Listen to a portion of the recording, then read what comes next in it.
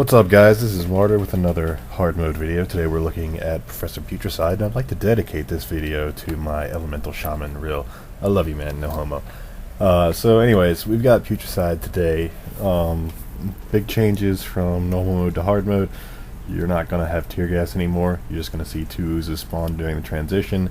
You're going to get polarity on one or the other of them, and you need to DPS the one you get the polarity of. That's pretty much all there is to it.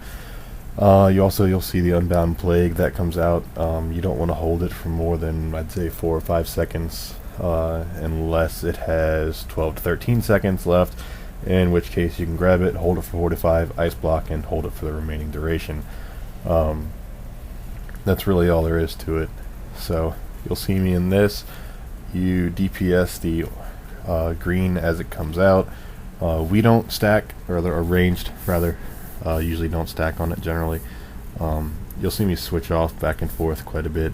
You'll see in the bottom left my new focus frame with my own debuffs on the Putricide. One thing you want to make sure of is that you always have your living bomb up on Putricide at all times.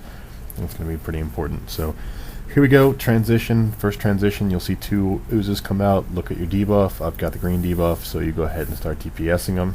You want to make sure after an explosion that you are not standing next to the green one if you don't get knocked back. You'll see I do get knocked back here. Wasn't necessarily intentional, but it happens. But you don't want to be too close to it, because if it selects you, then you don't want to be too close to it and not give people a chance to get back on top of you. So if you're going to be stacking or not, just watch that, you know, if you get there late or if you don't get knocked back or something like that. It's just something to keep in mind. So now we enter phase 2, and the big change here is we're going to have to start dealing with Malleables, goo as range, and gas bombs from melee. So you'll see the Malleable goo come out. They're fairly easy to avoid. It's not like Festergut yet. We don't get the cool little green slime on the ground to let us know where they're going yet. So, you know, you actually have to pay attention and watch where they go. At DBM or DXE, any of those is only going to tell you where one of them is going. Obviously I have it on super emphasize, so I can always see where they're going at all times. So red comes up, you go ahead and DPS the red. Should not take you very long to kill the red. You'll see us start kiting it. We generally kite it around in a circle, and you'll see here as the dot runs out on Putricide, I have a macro to refresh it on my focus target. But that's pretty much all there is to Putricide hard mode. It's just going to go back and forth like this. Obviously with a 10% buff, it's going to go pretty quickly now. I think this took us like 6-7 minutes, something like that. Maybe 6:57 maybe. It goes back and forth fairly quickly. Since we're fire now, we have 2 targets. We want to keep double dots up on both of them at all times, unless you don't think the use is going to live for 12 seconds. Big reason there, it's going to be a pretty good DPS increase for you to do so. So as the Malleable goos continue to come out, you just need to dodge them, go back and forth. You'll see one thing you can help out with. I didn't do it on this one because with our guild, you know, I usually don't handle very many Unbound Plagues, although I could if need be. If it gets into melee, if you can help them out and get it out of there, it's great. If not, don't worry about it. I don't know what your guild expects you to do. You know, everyone has different responsibilities in whatever guild they're in. So, you know, in mine, that's not something I really worry about. I try to take care of. So, back onto Putricide, you'll see we're at 43%. He's getting ready to make his transition into phase 3. And at this point, we're probably going to start slowing down our DPS just a little bit.